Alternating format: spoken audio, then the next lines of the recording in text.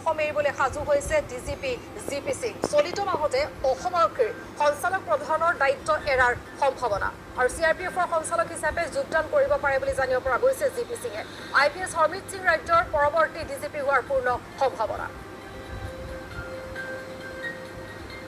আৰু ইতিমধ্যে আমি জনাই আছো অসম এৰিবলৈ সাজু হৈছে জিপি সিং এই খবৰ ND24 দৰ্শকক এই মুহূৰ্তত জনাইছো চলিত মাহতে যিহেতু অসম আৰক্ষীৰ সঞ্চালক প্ৰধানৰ দায়িত্ব এৰাৰ কথা কোৱা হৈছে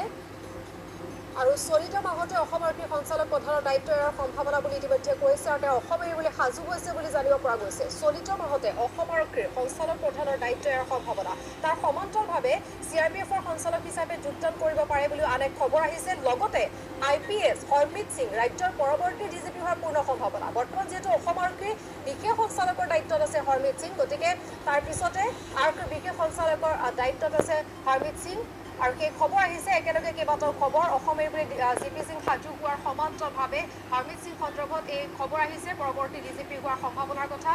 লগতে জিপি সিঙক লৈ আহিছে যিহেতু শেহতীয়া খবৰ কাৰণ অসম আৰক্ষীৰ সঞ্চালক প্ৰধানৰ দায়িত্ব এৰাৰ সম্ভাৱনাৰ কথা কোৱা হৈছে কিন্তু লগতে তেওঁ চিআৰপিএফৰ সঞ্চালক হিচাপে যোগদান কৰিব পাৰে বুলিও আহিছে আন এক খবৰ